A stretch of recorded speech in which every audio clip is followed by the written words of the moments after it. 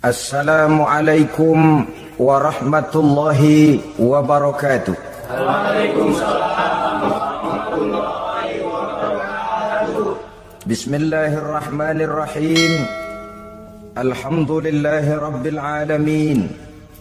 Wassalatu wassalamu ala ashrafil anbiya'i wal mursalin Sayyidina wa maulana Muhammadin wa ala alihi wa ashabihil mujahidin at-tahirin, amma ba'du.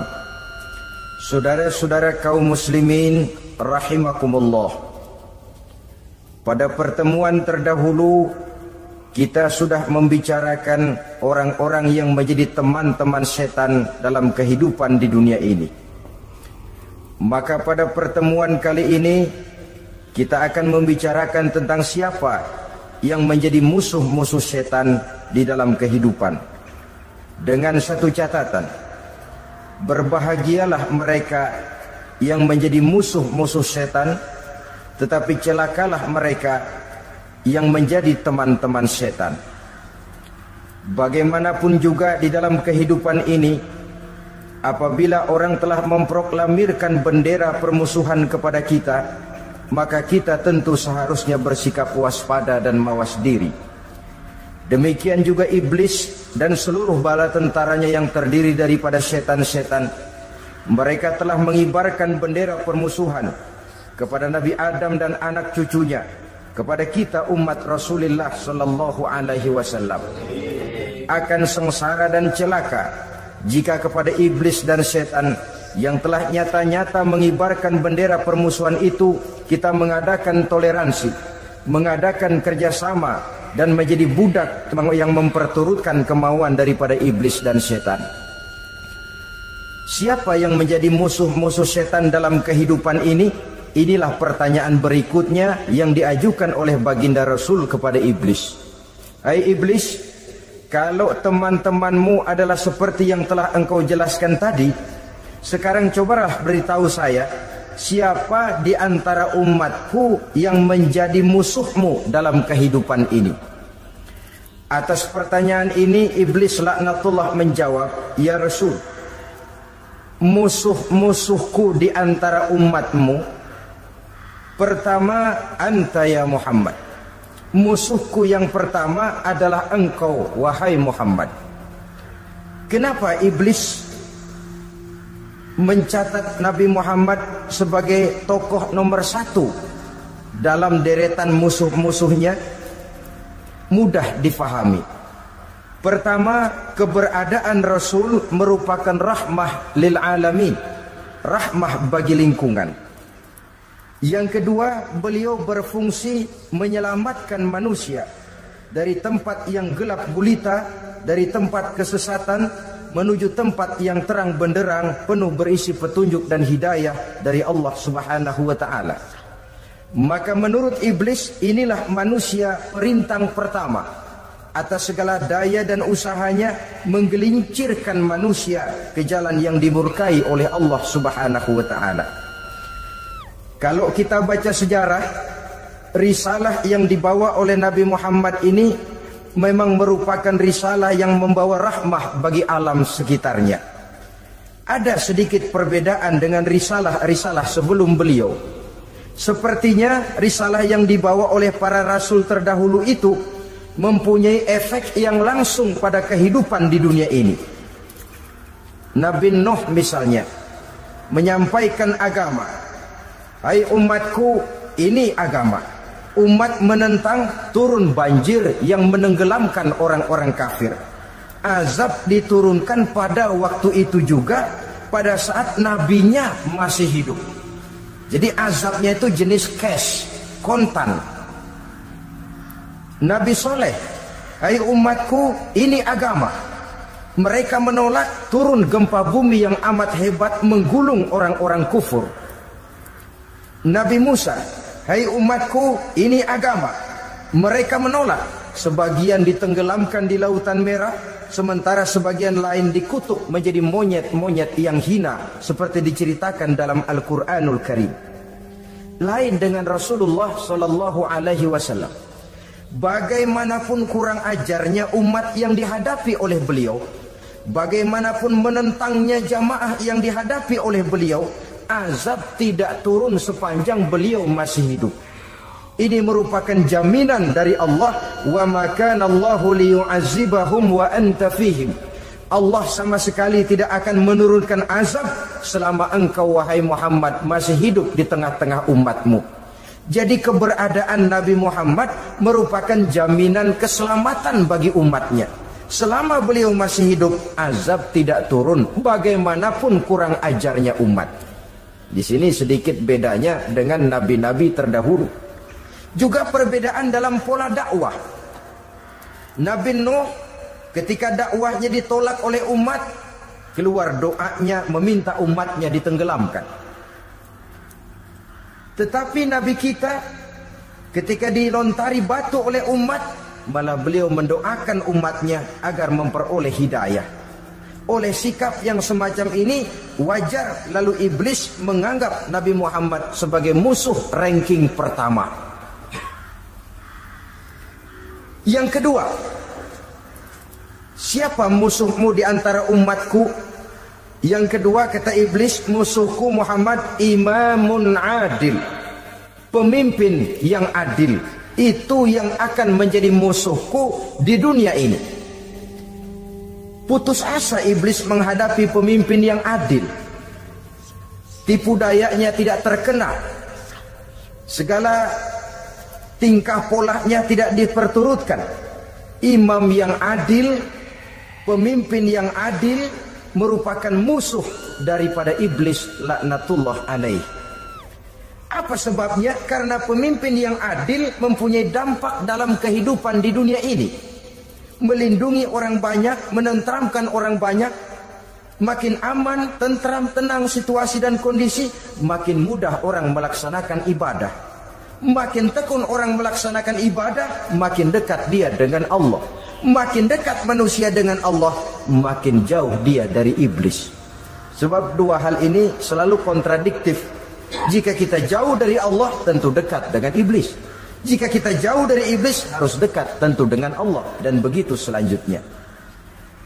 Dalam kaitannya dengan kehidupan kita sekarang, saudara-saudara, disinilah perlunya mempersiapkan manusia. Membangun manusia itu jauh lebih sulit daripada membangun jembatan. Membangun manusia itu lebih sulit daripada membangun gedung-gedung bertingkat. Termasuk membangun dan mempersiapkan calon-calon pemimpin yang adil di masa yang akan datang. Membangun jembatan penting, tapi lebih penting daripada membangun jembatan adalah membangun manusia yang bikin jembatan. Sebab kalau manusia yang bikin jembatan tidak dibangun lebih dahulu, saya khawatir jembatannya nanti habis dimakan oleh yang bangun jembatan. Mengaspal jalan raya penting. Lebih penting dari mengaspal jalan raya, membangun manusia yang mengaspal jalan itu.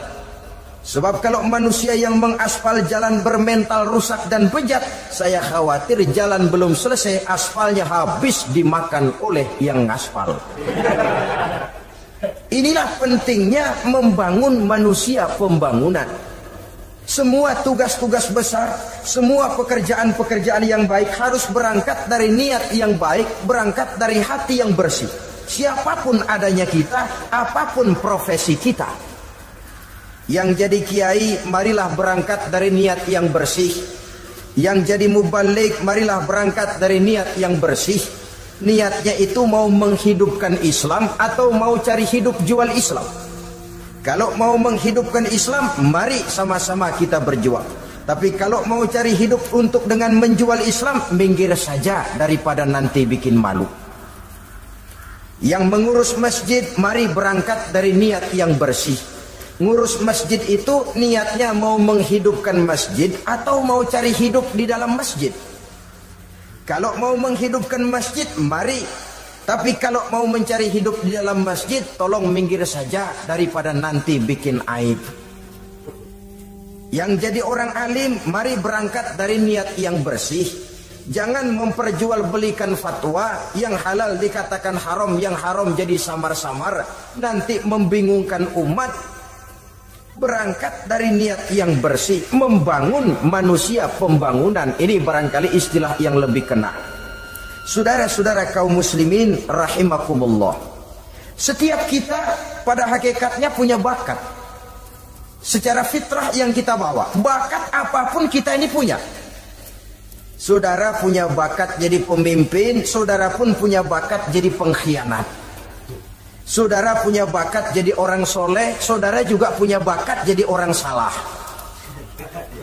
Saudara punya bakat jadi orang besar, saudara pun punya bakat jadi orang hina. Seluruh bakat ada di dalam diri kita. Tinggal nanti pertumbuhannya mana yang lebih subur. Saudara punya sifat berani, saudara pun punya sifat takut. Seberani-beraninya orang mesti ada sifat takutnya. Nanti mana yang tumbuh lebih subur? Kalau takutnya tumbuh lebih subur, dia akan jadi orang penakut. Kalau beraninya yang tumbuh lebih subur, dipupuk oleh lingkungan, pendidikan dan sebagainya, dia akan tumbuh jadi orang pemberani. Oleh karena itu, agama merupakan lingkungan yang subur untuk menumbuhkan benih-benih yang baik yang kita bawa bersamaan dengan lahirnya kita ke alam dunia ini. Setiap kita, saya, saudara, punya bakat jadi pemimpin, punya bakat jadi pengkhianat, punya bakat jadi pengabdi, punya bakat jadi koruptor, punya bakat jadi pemelihara, punya bakat jadi perusak. Tinggal nanti lingkungan pendidikan yang menumbuhkan mana yang tumbuh lebih subur. Kalau lingkungan saudara lingkungan maling, maka sifat pengkhianat akan tumbuh lebih subur. Kalau nanti saudara jadi pemimpin, insya Allah korupsi. Lingkungan yang menumbuhkan sifat mengabdi, sifat berbuat tanpa pamrih, dikalahkan oleh sifat pengkhianat dan korupsi itu yang dibentuk oleh lingkungan, pendidikan, pengalaman dan sebagainya. Oleh karena itu, secara dini agama menanamkan, menyuburkan fitrah-fitrah yang baik yang kita bawa bersamaan dengan hadirnya kita dalam kehidupan ini. Sebab itu seorang penyair bernama Syauqi mengatakan dalam sebaik syairnya, waladatka ummuka ya ibna adam bakian wan nasu haulaka yadhakuna surura. Hai manusia, pada saat kamu dilahirkan kamu menangis dan orang lain di sekelilingmu ketawa. Kakek senyum dapat cucu baru, paman gembira dapat keponakan baru, sementara kita yang lahir menangis. Betul apa benar? Apa ada saudara yang begitu dilahirkan terus nyengir? Saya kira kabur dukunnya itu. Setiap kamu hai manusia lahir dalam keadaan menangis, orang sekelilingmu tertawa. Karena itu katakan kepada mereka yang senyum di sekelilingmu, hai manusia, pada saat saya dilahirkan saya menangis dan kamu semua tertawa. Baik manusia. Tapi nanti pada suatu saat harus terjadi kebalikannya. Kalau dikala saya lahir saya menangis dan kau semua senyum, nantilah manusia. Kalau satu saat saya meninggalkan alam dunia ini, saya akan berangkat dengan senyum dan kalian semua akan berurai air mata. Kalau perlu dari Sabang sampai Merauke kibar bendera setengah tiang. Kalau perlu, jangan terbalik, kita mati melotot orang malah gembira. Karena hidup selalu membawa sifat-sifat yang merusak. Inilah orang kedua yang menjadi musuhnya iblis dan beruntung menjadi musuh iblis. Siapa? Imamun adil, pemimpin yang adil. Saudara-saudara kaum muslimin rahimakumullah. Yang ketiga musuh iblis, ghaniyun mutawadhi, orang kaya yang rendah hati, orang kaya yang tidak sombong. Kaya apa saja, baik kaya oleh karena ilmu, orang yang kaya karena ilmu disebut orang alim. Baik kaya karena materi, orang kaya karena materi dinamakan hartawan. Baik kaya karena kedudukan, orang yang kaya karena kedudukan dinamakan pejabat. Orang kaya yang rendah hati itu musuh iblis. Beruntung dia menjadi musuh iblis. Iblis tidak senang ada orang kaya tidak sombong. Tapi iblis paling senang kalau ada orang kaya sombong.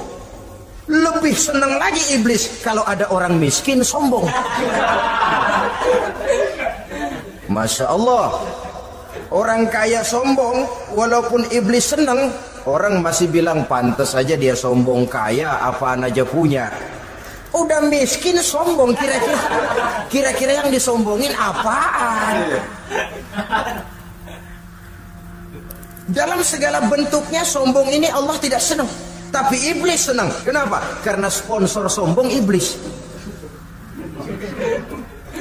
Kan yang pertama kali sombong iblis toh. Ketika disuruh sujud kepada Nabi Adam, dia nggak mau. Ini kesombongan pertama yang terjadi dalam sejarah. Ketika ditanya kenapa kau tidak mau sujud, iblis, saya kan dibikin dari api, Adam dari tanah, I am the best. Saya lebih hebat daripada iblis, daripada Adam. Adam baru kemarin dibikin, saya sudah lama. Kata Allah, kamu sombong iblis, ini surga bukan tempat orang sombong, keluar. Terusir dia dari surga. Jadi kesombongan pertama adalah kesombongan yang dilakukan oleh iblis. Dan dia tanamkan itu kepada kita supaya jadi orang sombong. Karena itu sombong ilmu Allah nggak senang, tapi iblis senang. Mentang-mentang ada ilmunya. Nih, satu-satunya ustadz di sini ya. Semua mesti ngaji sama gue. Kalau nggak ngaji sama gue, Islamnya kurang tapi bener. Sombong karena ilmu. Sombong karena pangkat, mentang-mentang pakai bintang di pundak, jalan pundak duluan. Yang wajar saja hidup ini. Sombong harta pun begitu.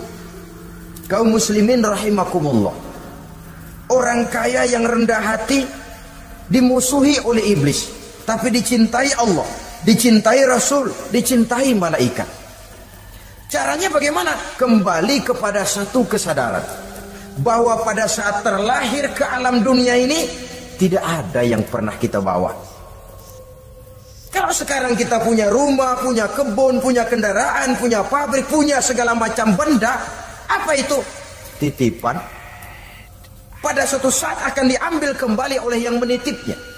Kalau titipan itu pandai kita jaga, pandai kita syukuri, titipan akan makin banyak. Sama juga kita dalam kehidupan. Kalau orang bisa kita percaya, saya mau pergi ke luar negeri, rumah saya titip kepada tetangga. Saya pulang dari luar negeri, isi rumah tetap tidak berkurang, malah dibersihi, malah disapu, dihilangkan kotorannya. Tentu bukan main syukur saya, girang saya. Akan bertambah kepercayaan saya untuk menitipkan apa saja. Ini makna la in syakartum la azidannakum wa la in kafartum inna azabi lasyadid. Kalau kamu pandai bersyukur, aku tambah nikmat. Tapi kalau kamu ingkar, azabku teramat pedih. Artinya apa? Nikmat bisa berubah menjadi azab kalau kita tidak pandai mensyukurinya. Ma'asyiral muslimin rahimakumullah. Orang yang kaya ilmu lalu rendah hati, tidak selalu ingin menonjolkan diri. Ini kadang-kadang yang tanggung ini yang bikin berabe. Alim bener enggak, geblek bener juga enggak. Yang sedikit-sedikit mau nonjolin diri. Kalau enggak jadi imam enggak mau ke masjid, enggak jadi imam enggak mau ke musola. Pokoknya kalau enggak jadi imam marahan sama musola. Macam mana? Saudara-saudara kaum muslimin, rendah hati. Tidak selalu ingin menonjolkan, sebab orang yang selalu ingin menonjolkan dirinya biasanya orang yang kekurangan kepercayaan kepada kemampuan dirinya sendiri. Dia selalu ingin dinomorsatukan, dia selalu ingin ditempatkan pada ranking teratas. Dia tidak percaya diri. Orang yang percaya diri dapat bersikap wajar dalam kehidupan. Begitu juga kaya karena harta, dengan menyadari bahwa harta bagaimanapun banyaknya titipan dari Allah. Pada suatu saat akan kembali, dia harus dimanfaatkan sesuai dengan kehendak yang menitipnya. Begitu juga kaya oleh karena pangkat, kedudukan dan jabatan. Pada suatu saat jabatan itu akan hilang dari diri kita. Karenanya sering saya jelaskan bahwa pangkat di dunia ini yang paling tinggi pensiun. Titel yang paling akhir almarhum. Saudara setuju atau tidak, titel itu akan saudara dapat. Bagaimanapun kita cinta kepada pangkat, kedudukan, entoh pada akhirnya atau suatu saat akan sampai kepada posisi yang namanya pensiun. Kalau sadarlah kita kepada pemikiran ke arah sana, maka untuk mencapai kekayaan, baik kekayaan harta, kekayaan kedudukan, tidak lalu menghalalkan segala cara untuk mencapai tujuan, tapi dibatasi oleh norma dan kaedah yang harus dia taati, baik kaedah agama maupun kaedah bernegara. Inilah orang ketiga yang menjadi musuhnya iblis, orang kaya yang rendah hati, orang kaya yang tidak sombong. Yang keempat, saudara-saudara, tajirun shadiq, pedagang, pengusaha yang jujur. Iblis gedek betul, benci bukan main sama pengusaha, sama pedagang yang jujur, yang tidak ngurangi timbangan, tidak nipu pembeli, tidak barang yang jelek dibilang bagus, atau yang bagus di atas yang jelek di bawah, atau dicampur yang baik dengan yang jelek supaya kelihatan semuanya jadi baik. Semua orang ingin untung, tidak ada kecuali siapapun orangnya, dan itu wajar. Setiap manusia ingin mendapat keuntungan, kalau perlu dengan modal minimal mencapai keuntungan maksimal, seperti yang diajarkan oleh teori ekonomi. Itu kan yang namanya produktif kan. Satu usaha dinamakan produktif, bagaimana kita mengeluarkan modal minimal bisa mencapai keuntungan maksimal. Silakan. Bahwa manusia ingin untung itu insting, naluri, fitrah. Tidak ada orang yang mau rugi. Tapi cara mencapai keuntungan itu yang membedakan antara seorang muslim dengan yang bukan muslim. Sudah pernah saya sampaikan, apabila kaum pengusaha, para pedagang sudah dijangkiti penyakit yang tidak jujur, yang akan timbul adalah kekacauan ekonomi. Kekacauan ekonomi bisa menimbulkan revolusi sosial, dan revolusi sosial merupakan kiamat satu generasi. Semua kericuhan hampir bermuara dari perut, dan itu ekonomi. Orang nodong perut, orang korupsi perut. Ya walaupun korupsi kalau sudah kelas kakap tidak lagi sekedar urusan perut. Ya perut apa yang diurusin kalau korupsinya miliaran itu? Perut jin barangkali. Saudara-saudara kaum muslimin rahimakumullah. Oleh karena itu, pedagang yang jujur, pengusaha yang jujur, ini merupakan musuh iblis. Iblis tidak senang kalau ada pengusaha yang jujur. Iblis tidak senang kalau ada pedagang yang jujur. Tapi iblis akan tepuk tangan kalau pedagang sudah selingkuh, kalau pengusaha sudah nipu. Ada orang bilang, sekarang mah kalau jujur-jujur benar nggak makan apa-apa dong kita. Sebab katanya jangan lagi nyari yang halal, sekarang ini yang haram aja seret. Rupanya sering masang undian nggak pernah kena. Lalu bilang jangan yang halal, yang haram aja nggak kena-kena katanya. Sebenarnya bukan itu masalahnya, saudara-saudara. Bukan itu masalahnya. Masalahnya ialah bahwa kejujuran membawa keberkahan. Ini kalau kita berpikir dengan kacamata agama. Keberkahan merupakan sumber ketenangan. Dan ketenangan ini tidak bisa dibeli dengan materi yang bagaimanapun banyaknya. Walaupun kita punya percetakan duit, ketenangan itu nggak bisa dibeli. Jangankan cuma punya duit banyak, percetakan duit saudara punya, mau membeli ketenangan yang berasal dari keberkahan, sulit. Jadi kejujuran membawa keberkahan, keberkahan membawa ketenangan. Jangan macam dulu tukang sol sepatu. Ditanya oleh temannya, "Bang, ngesol satu hari dapat berapa?" 200 rupiah. Sembayang enggak? Enggak. Islam? Islam, kalau Islam mah. Kata temannya, sembayang dah, kali aja besok dapat rezeki lebih banyak. Yang benar, iya. Kalau orang sholat itu Allah dekat, nanti rezekinya ditambah. Beneran? Bener. Subuh sembayang dia. Habis sembayang sarapan, berangkat ke tempat dia ngesol, mangkal. Dari pagi sampai jam 11 belum ada juga yang ngesol. Mulai bimbang hatinya. Katanya kalau sembahyang rezeki tambah. Tadi sembahyang subuh pagi hari belum ada yang ngesol. Cobaan kali, sabar. Datang sholat zuhur. Habis zuhur nunggu lagi, belum juga ada yang datang ngesol. Udah mau pulang hampir maghrib, baru datang satu orang dan ini sendal jepit putus.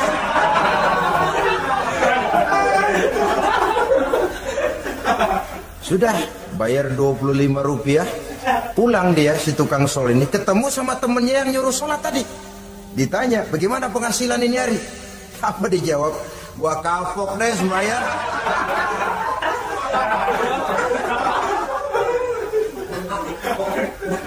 Kemarin gak sembahyang dapat 200, sekarang begitu sembahyang jigo.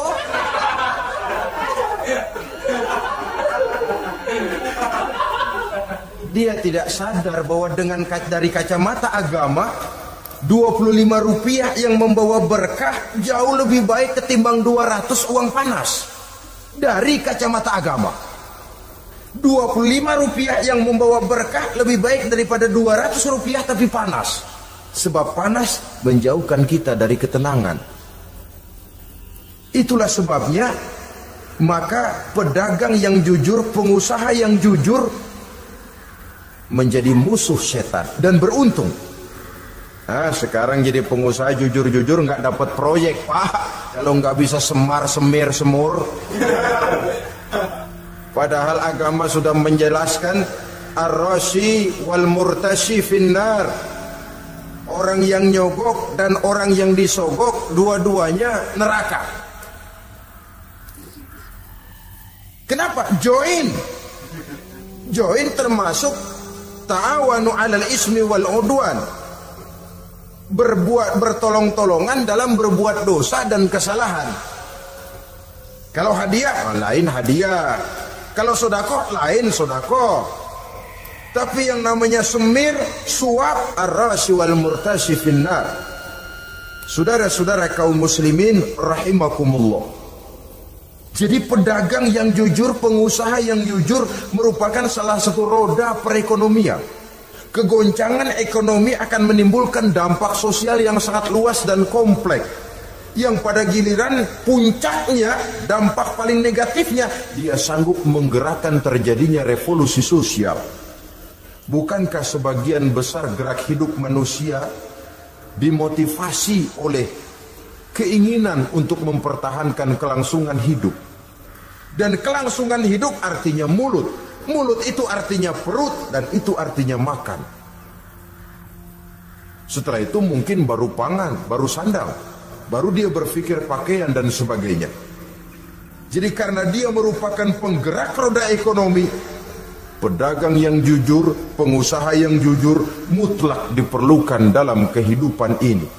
Sebab sekali lagi kejujuran akan membawa keberkahan, keberkahan memberikan ketenangan dalam kehidupan. Oleh karenanya kita umat Islam biarin duit kita banyak asal berkah. Itu tentu idealnya. Ketimbang dikit tidak berkah, lebih baik ia banyak, ia berkah. Dan keberkahan itu datang lewat kejujuran. Kejujuran ini sudah dicontohkan oleh Rasul pada saat beliau berniaga ke negeri Syam. Dikala berumur 9 tahun, bahkan dikala berumur 25 tahun, seketika membawa dagangan Sayyidatuna Khadijah yang kelak jadi istri beliau. Saudara-saudara, kita maklum bahwa sholat merupakan sarana yang paling efektif untuk mendekatkan manusia kepada Allah. Makin dekat manusia dengan Allah, makin tidak senang iblis dan setan. Karena itu segala macam cara mereka berusaha mengaduk-ngaduk sholat kita. Dan sesungguhnya jikalau kita mengerjakan sholat, itu kan targetnya cuma 2. Pertama, agar sholat kita itu sah. Yang kedua, agar sholat kita itu qabul, yakni diterima oleh Allah. Kalau soal sah dan tidak, ukurannya gampang. Saya kalau ditanya orang, Pak, sholat saya sah atau tidak, saya bisa jawab. Saudara, sholatnya syarat rukunnya cukup apa tidak? Cukup, sah. Itu kalau perkara sah. Tapi kalau sudah perkara qabul, Pak, sholat saya diterima atau tidak oleh Allah? Ini saya tidak bisa jawab. Kenapa? Soal qabul mencakup masalah batin. Cuma ukuran logikanya, kalau syarat rukun cukup, insya Allah qabul. Saudara-saudara kaum muslimin rahimakumullah. Oleh karenanya pada saat kita sholat, iblis, setan datang dari segala macam penjuru supaya kita kehilangan rasa khusyuk. Apalagi kalau kita jadi imam yang gerak kita, bacaan kita dilihat, didengar, disaksikan oleh orang banyak. Digodanya gerakan kita, dibolak-baliknya hati kita, supaya di dalam sholat itu banyak yang kita ingat, hal-hal yang tidak ada hubungannya dengan sholat. Kadang-kadang belum sholat kita ribut nyari pulpen, enggak ketemu. Begitu takbir ingat pulpen di atas lemari. Mulai goncang lagi niat kita sholat. Kadang-kadang kalau hati tidak bisa dipermainkan, iblis berbisik lagi. Gerakan kita dalam sholat tidak mencerminkan kekhusyuan. Kalau gerak juga ternyata masih bisa khusyuk, bacaan kita dibuatnya kita seperti dikejar-kejar waktu. Sholat isya misalnya dengan cara kilat khusus, super singkat. Saya katakan tadi, apalagi kalau kita jadi imam, iblis mudah mendatangkan penyakit riya. Karena mengimami orang banyak, lalu supaya dikira alim, dibuatlah sholatnya itu mantep-mantep. Surahnya dicari yang panjang-panjang, paling pendek sabbihis sama wadduha. Tapi kalau sudah sholat sendirian, cukup inna a'toinakal kautsar sama qul huwallahu ahad. Kayaknya khusyuk bukan main. Kalau imam bahasanya dipaseh-pasehin kayak orang 16 tahun di Mekah. Usolli fardhol maghribi salasa raka'atin. Saudara-saudara kaum muslimin yang berbahagia, oleh karena sholat merupakan sarana yang paling efektif untuk mendekatkan diri dengan Allah, maka orang yang khusyuk di dalam sholatnya merupakan musuh utama daripada iblis. Sekarang bagaimana bisa khusyuk? Caranya, kalau khusyuk 100%, rasa-rasanya sulit. Untuk sampai ke arah sana orang memerlukan tahapan. Kepada Imam Ali karramallahu wajhah, baginda Nabi pernah memberikan satu tes. Ali, saya ya Rasul, kalau kau bisa sholat 2 rakaat saja dengan khusyuk, aku kasih hadiah sorban. Baik ya Rasul. Sembayang Imam Ali 2 rakaat. Selesai sholat, assalamualaikum, wassalamualaikum. Rasul bertanya, yang mana sorbannya Li? Tanpa nengok, Imam Ali menjawab, yang hijau ya Rasul. Setelah menjawab yang hijau, Rasul berkata, kamu tidak khusyuk Li. Kenapa? Soalnya tadi waktu sembayang mikirin, nanti kalau ditawarin sorban pilih yang hijau aja. Sehingga begitu ditanya, refleks menjawab, yang mana Li? Yang hijau saja ya Rasul. Oleh karena itu, menurut Al-Imam Nawawi, pada tingkatan yang paling sederhana, sudah sampai ke tingkat khusyuk asal pada waktu takbiratul ihram ingat kepada Allah. Tapi jangan lupa, itu tangga pertama. Jangan ada fatwa begini lalu aman. Yang penting kan takbirnya ingat Tuhan, belah sononya mau kemana kek. Bukan itu. Itu pada tingkatan pertama sudah sah dipandang khusyuk. Sholatnya orang awam asal pada waktu takbiratul ihram dia ingat kepada Allah. Tetapi harus terus berusaha agar sepanjang sholat dia ingat kepada Allah. Caranya bagaimana? Pertama, menanamkan diri bahwa pada saat kita sedang mengerjakan sholat, yang lain tidak ada kecuali Allah. Yang kedua, berusaha memahami apa yang kita baca. Sehingga pada saat kita sujud, subhana rabbiyal a'la wa bihamdi, terbayang kemahasucian Allah, kemahatinggian Allah. Sehingga hati tidak mengembara, mulut berucap, hati mengikuti apa yang diucapkan. Yang kadang-kadang membuat hati kita jalan-jalan, badan di masjid, badan takbir, badan ruku, tapi hati di pasar, hati di kantor, hati di pabrik. Karena yang kita ucapkan tidak berakar di hati. Yang kita baca kita nggak tahu artinya. Sangat boleh jadi hati lalu mengembara kemana-mana. Jadi untuk menopang kekhusyuan ini, cara yang paling efektif, pertama, tidak ada yang lain pada waktu kita sholat kecuali Allah. Yang kedua, berusaha memahami apa yang kita baca. Dikala kita sujud dikala kita duduk di antara dua sujud, Rabbighfirli, ya Allah ampuni dosa saya, warhamni, kasihani saya, dan selanjutnya. Mulut membaca, hati mengikuti. Dengan mengikuti, hati tidak terlalu mengembara, ada tempat dia kembali. Saudara-saudara kaum muslimin rahimakumullah. Itu yang kelima.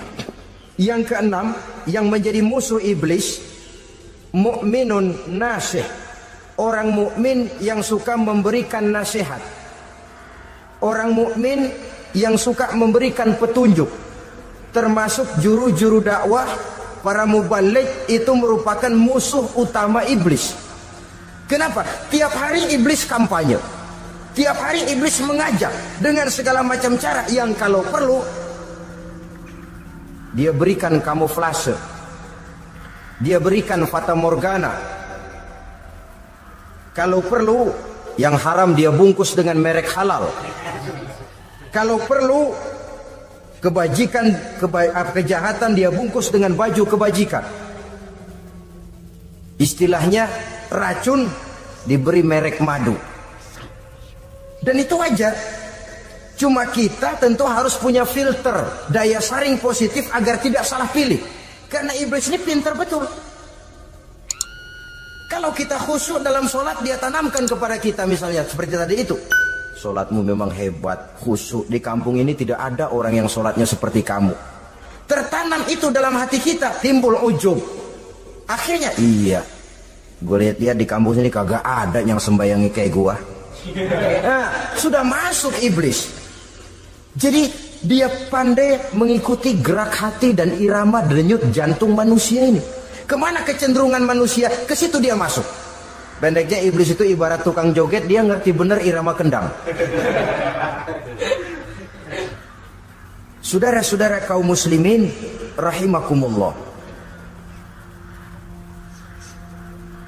Termasuk juru-juru dakwah, para mubaligh, orang yang suka memberikan nasihat ini. Mereka memberikan filter kepada umat, kepada jamaah, jangan sampai salah pilih. Dan iblis menyesatkan kita supaya kita salah pilih. Satu contoh ringan. Kalau di depan saudara ada dua buah gelas, yang segelas isinya jamu, yang segelas sirup. Kira-kira saudara minum yang mana? Jamu. Jamu apa sirup? Sirup apa jamu? Orang yang pikirannya panjang, dia pasti minum jamu. Pahit memang, getir memang, tapi besok badan sehat, tenaga kuat, gairah kerja ada, kreativitas timbul, semangat menghadapi kehidupan tumbuh. Orang mukmin, orang yang berpandangan jauh ke depan. Pandangannya panjang. Panjang kemana? Tidak cuma ke dunia, sampai juga dia memandang ke alam barzakh, ke akhirat. Sholat itu jamu, pahit. Ngaji, hadir di majelis taklim itu jamu, pahit. Sedekah, jamu, pahit. Mengeluarkan uang untuk kepentingan orang lain, enak aja minta sumbangan, datang-datang yang nyari pers keringat banding tulang gue, lu datang-datang mau minta. Yang enak ngumpulin harta lalu bakhil bin pelit alias medit. Itu jamu. Saudara hadirin yang saya muliakan, sedekah jamu pahit, puasa jamu pahit, jihad jamu pahit. Tapi nanti begitu kita meninggalkan dunia, masuk ke alam barzakh, apalagi pindah ke akhirat, baru terasa, aduh, nikmatnya dulu kemarin itu minum jamu, sekarang badan sehat, tenaga kuat, kerja semangat. Nikmatnya dulu saya waktu di dunia sholat, rajin ngaji, suka sedekah, suka menolong orang. Sekarang terasa manfaatnya. Begitu saya berada di alam barzakh, apalagi sudah dibangkitkan di padang mahsyar di akhirat nanti, terasa seluruh kebajikan yang saya kerjakan. Nah, orang yang berpikir jangka pendek cuma ngelihat yang ada di depan hidungnya saja. Ngapain minum jamu getir, sirup nih manis, dia minum, dia ambil sirup minum, manis memang pada waktu minum, tapi besok bibir jontor. Meninggalkan perintah Allah, sirup itu manis. Tidak sholat, manis. Tidak bayar zakat, sirup manis. Tidak mau puasa, sirup manis. Manis sekarang. Tapi nanti besok begitu masuk ke alam barzah, begitu dibangkitkan di padang mahsyar di akhirat nanti, merintih kita menahan penyesalan yang sudah tidak ada artinya lagi. Sampai-sampai penduduk mahsyar itu ada yang berkata, diceritakan dalam Quran, ya laitani kuntu turaba. Wahai celaka, kenapa kita nggak jadi tanah saja? Menyesali kejadiannya. Andai kata mereka bisa kembali ke hidup di dunia lagi, mereka akan minta kejadian yang kedua untuk berbuat baik. Tapi tentu sudah penyesalan yang tidak ada gunanya lagi. Maka saudara-saudara, emang cuman jalan duluan kecebur di sumur yang nyesel duluan. Ada orang jalan, yang paling depan kecebur di sumur, itu tuh nyesel duluan katanya. Nyesel duluan. Yang lain mesti nyeselnya belakangan. Saudara hadirin yang saya muliakan, nah, orang yang suka memberikan nasihat kepada orang lain dimusuhi iblis. Kenapa? Tentu nasihat yang membawa kebaikan. Iblis nggak senang betul itu. Kita nasihatin teman, udah berhenti dah, jangan pada mabuk lagi. Iblis gergetan bener. Ini orang dilarang lagi. Kita nasihati teman, udah jangan masang-masang lagi dah, nggak bakalan kena, dikebohongin. Nggak ada orang jadi kaya masang judi, bangkrut malah lo. Ini kan termasuk tipu daya iblis, judi dinamain sumbangan.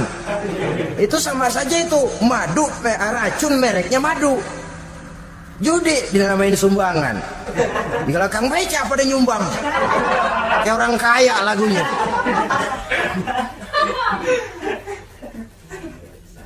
Saudara-saudara kaum muslimin rahimakumullah, adalah kewajiban kita memang untuk tawasau bil haq, saling nasihat menasihati. Setiap kita juru dakwah, setiap kita wajib menyampaikan apa yang sudah kita tahu kepada orang yang belum atau kurang tahu.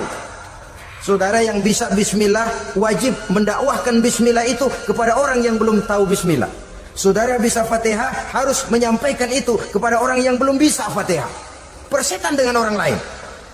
Apalagi yang cuma kerjanya ngeritik saja, lo baru bisa Fatihah doang udah ngajar. Biar aja yang diajarin gak bisa Fatihah kok. Apa masalahnya pemerataan di bidang keilmuan?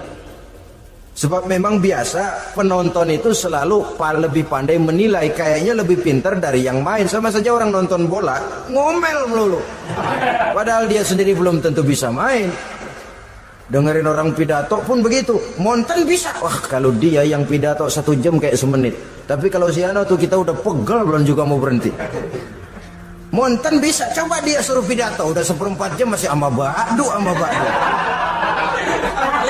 Apa mau dibilang ama ba'du?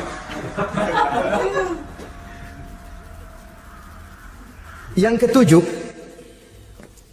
yang menjadi musuhnya iblis, taibun sabitun ala taubatihi, orang yang bertaubat dan tetap di atas taubatnya. Secara jujur, tidak ada manusia yang tidak punya salah. Dan orang yang baik memang bukan orang yang tidak punya salah. Karena tidak ada orang yang tidak punya salah. Orang yang baik adalah orang yang apabila melakukan kesalahan dia segera sadar, dijadikannya itu sebagai pelajaran untuk tidak diulanginya lagi pada masa yang akan datang. Biasanya kita menghakimi orang pintar, kita nggak merasa bahwa kita juga punya kesalahan. Kalau kita ngelihat maling ayam kita teriak, padahal kita nyolong kambing. Lebih besar dari si maling ayam, merasa diri lebih benar dari yang lain, padahal kita lebih kotor dan lebih jelek. Hilang sifat introspeksinya. Yang kita musuhi, yang kita caci maki, tahu-tahu kita sendiri yang melakukannya. Saudara-saudara kaum muslimin, orang yang bertaubat dan tetap dalam taubatnya stabil, itu musuh iblis. Apa ada orang yang taubatnya nggak tetap? Ada, yang istilah kita taubat sambal namanya. Kalau dia makan sambal kepedesan, taubat makan sambal. Besok mau makan kagak ada sambal, ngomel. Mana sambal? Kemarin udah taubat, sekarang mana sambal? Ini taubat yang namanya taubat sambal. Istighfar habis istighfar, nyolong lagi, istighfar lagi, besok nyolong lagi, istighfar lagi. Itu taubat yang tidak tetap namanya. Allah Maha Pengasih dan Penyayang dengan segala kebesarannya. Ia akan memaafkan segala perbuatan yang bersifat salah dari hamba-hambanya. Cuma manusia kadang-kadang yang tidak mau memaafkan dirinya sendiri. Amat dungu manusia macam ini, membiarkan dirinya hanyut berlarut dalam lembah dosa, sementara dia diberikan umur tidak digunakannya untuk bertaubat. Innallaha yaqbalu taubatal abdi ma lam yugharghir. Allah senantiasa akan menerima taubat seorang hamba sepanjang nafasnya belum sampai di tenggorokan. Kalau nafas sudah sampai di tenggorokan baru berniat taubat, kasih terlambat. Kayak Fir'aun. Fir'aun itu begitu ditenggelamkan di Lautan Merah, udah cengap-cengap mau mampus, baru ngomong dalam sekaratnya, amantu bi Rabbi Musa wa Harun. Kalau begini mah saya juga percaya sama Tuhannya Musa. Udah sekarat baru mau taubat, malaikat maut gemes banget dilelepin, mati.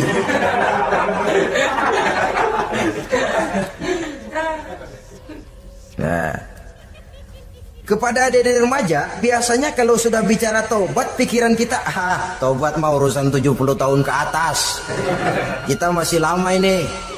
Sebenarnya tidak. Masalah taubat adalah masalah salah dan dosa. Masalah salah dan dosa adalah masalah manusia. Sejak dia akil balik sampai ajal datang merenggut nyawa. Hidup ini tidak selalu berjalan mulus. Hidup ini tidak selalu berjalan di atas kertas putih. Kadang kita tersilap, kadang kita tersalah. Kadang situasi dan kondisi menyebabkan kita berbuat lain dari yang seharusnya. Itu kehidupan. Silih berganti. Oleh karenanya pesan Nabi, wa atbi'is sayyi'atal hasanah. Perbuatan salah ikuti dengan kebajikan. Dosa iringi dengan taubat. Jangan nunggu, saya untuk taubat takut nanti bikin lagi. Nah, ini namanya punya harapan mau bikin lagi. Nanti aja dah kalau tua-tuaan. Saudara, kalau dosa itu ditumpuk, itu sama saja kotoran yang menodai hati. Kalau kotoran gak rajin kita bersihin, dia akan berkarat. Dan kalau sudah berkarat, sudah sulit untuk dibersihkan. Itu makna ungkapan Imamul Ghazali, hati manusia sebening kaca. Lapisan dosa yang dia kerjakan adalah debu yang menutupi jernihnya kaca. Orang yang bersih dari dosa, dekat dengan Allah, hatinya jernih seperti kaca. Dari hati yang jernih, radarnya kontak kepada Allah. Sinyalnya nyambung channelnya itu. Getarannya hebat. Wajar kalau lalu dia bisa tahu apa yang besok akan terjadi. Diberitahu oleh Allah. Yang namanya ilmu laduni itu. Ilmu yang ditransfer langsung oleh Allah. Karena kebersihan hatinya. Mana ada orang gak belajar bisa pintar. Iya, kalau hatinya butek emang gak ada. Tapi kalau Allah mau berberangkat dari hati yang bersih, yang kontaknya nyambung kepada Allah, hati itu seperti kaca, kata Imam Ghazali. Dosa yang kita lakukan adalah debu. Kalau debu sedikit datang kita lap, datang lagi kita bersihin, datang lagi kita bersihin, insya Allah nggak sampai jadi noda di atas kaca itu. Tapi kalau nunggu debu itu sampai bertumpuk, besok aja ngelapnya dah, besok aja ngebersihinnya, bertumpuk dia, sulit membersihkannya. Walaupun kena, nodanya tentu tertinggal di atas kaca itu. Karena itu dalam kehidupan remaja misalnya, pemuda misalnya, kita tidak bisa menolak mode, tidak bisa menolak musim. Modenya disco, modenya breakdance, modenya joget, modenya jaipongan. Mode pada waktunya habis, ya habis. Tapi bagaimanapun dia akan punya dampak, memberikan bekas dalam membentuk kepribadian. Dan ini efek yang tidak kita inginkan. Efeknya, bukan modenya itu. Jadi oleh karenanya saudara-saudara, masalah taubat bukan masalah 70 tahun ke atas, tapi masalah manusia sejak dia akil balik sampai ajal datang merenggut nyawa. Sepanjang nafas belum sampai di kerongkongan, Allah akan menerima taubat seorang hamba. Bahkan dalam hadis qudsi Allah menyatakan, "Lau amiltumul khotoya hatta mala'atis sama thumma nadimtum fataballahu alaikum." Kalaupun kamu berbuat dosa sampai penuh langit dengan dosamu, kemudian kamu bertaubat dan menyesal, Allah pasti akan menerima taubatmu. Jadi orang yang taubat dengan sebenarnya dan tetap dalam taubatnya itu musuh iblis. Tapi orang yang taubatnya angin-anginan, iblis demen banget. Hari sembahyang, besok mabok, besoknya lagi nyolong, besoknya lagi zina, besok taubat lagi. Kata iblis, surat iya lu gocet dah Tuhan.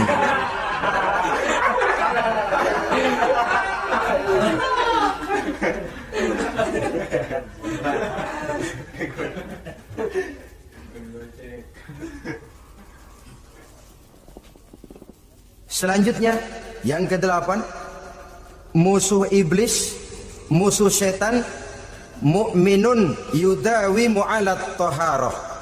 Orang mukmin yang membiasakan diri selalu dalam keadaan bersuci. Baik dari hadas kecil, lebih-lebih dari hadas besar. Wudu utamanya memang untuk sholat.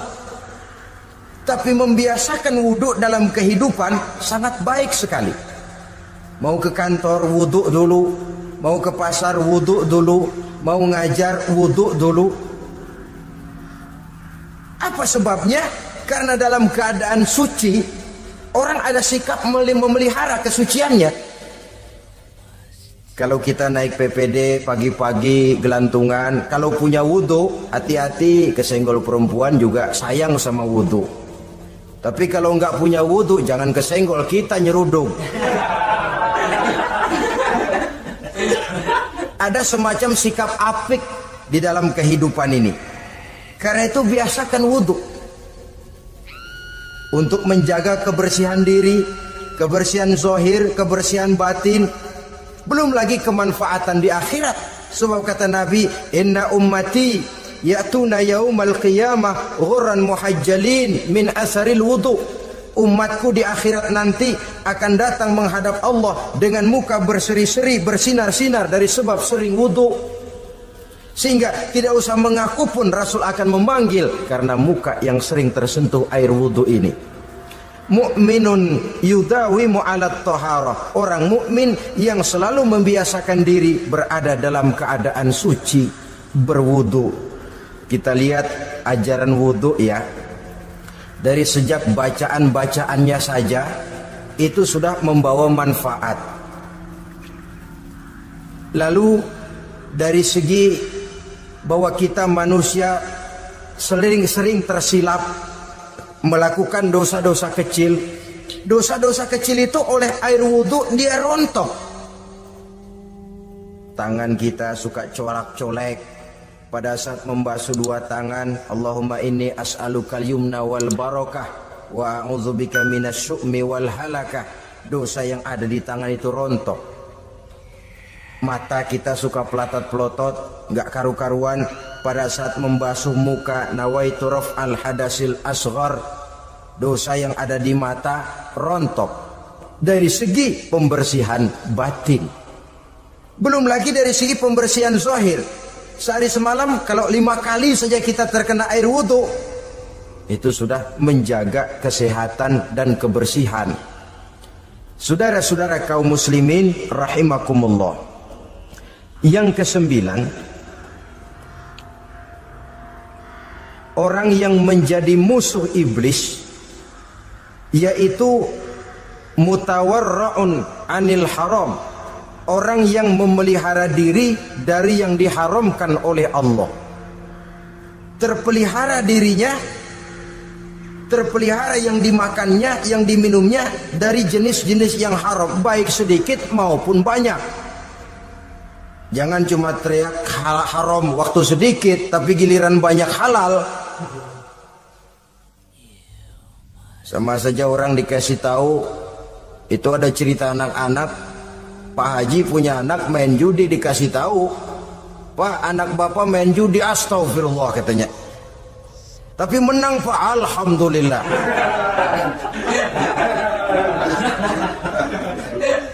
Ini kan sama saja, giliran sedikit dibilang haram karena dia nggak dapat jatah, begitu dapat banyak dan dia kecipratan jadi halal. Yang sedikit halal haram, banyaknya pun juga haram. Yang banyaknya haram, sedikitnya juga haram. Ada orang bilang minuman keras kalau nggak mabukkan nggak haram. Yang memabukkan banyaknya, sedikitnya tetap saja haram. Ma askaro kasiruhu faqaliluhu haramun. Apa yang banyak menyebabkan jadi mabuk, sedikitnya pun juga haram. Saudara-saudara kaum muslimin, yang ke-10 yang terakhir, musuh daripada iblis ialah mu'minun rahimun, orang mukmin yang berhati pengasih, orang mukmin yang suka menyambung silaturahmi, orang mukmin yang tidak suka bertengkar, orang mukmin yang tidak suka marah-marahan. Kalaupun terpaksa marah, tidak lebih daripada 3 hari. Jadi boleh saja marah kalau alasannya tepat, tapi nggak lebih dari 3 hari. Kalau perlu bikin perjanjian, kita marah ya 3 hari. Itu limit. Tidak halal kata Nabi bagi seorang muslim menjauhi saudaranya lebih dari 3 hari. Tidak halal itu artinya haram. Kita ini kadang-kadang kalau sudah marahan sama tetangga kah, sama teman kah, kadang-kadang suka berlaku perpanjangan waktu. Tidak cukup perpanjangan waktu, ditambah lagi perpanjangan generasi. Nggak cukup kita yang marah, orang lain kita sundut-sundut supaya ngikut marah lagi. Marah pakai ngundang. Kayak mafia lagunya, udah dia marah, orang lain lagi disuruh marah. Saudara hadirin yang saya muliakan, mukmin yang punya sifat belas kasih, berhati jernih, itu musuh utama dari iblis. Tapi mukmin yang suka marah-marahan, tukang hasut dan tukang bakar, itu teman-teman iblis. Oleh karena itu, mudah-mudahan kita semua menjadi musuh iblis. Dan jangan menjadi musuh iblis. Jangan menjadi teman iblis. Sebab iblis sudah kadang memproklamirkan permusuhan. Sekali dia musuh kita, selamanya dia akan tetap menjadi musuh kita. Berusahalah untuk menjadi musuh iblis, dan jangan sekali-kali toleransi. Jangan berusaha menjadi teman iblis. Inilah yang kita bicarakan pada pertemuan ini. Mudah-mudahan ada manfaatnya. Terima kasih atas segala perhatian. Mohon maaf atas segala kekurangan. Wassalamualaikum warahmatullahi wabarakatuh. Waalaikumsalam warahmatullahi wabarakatuh.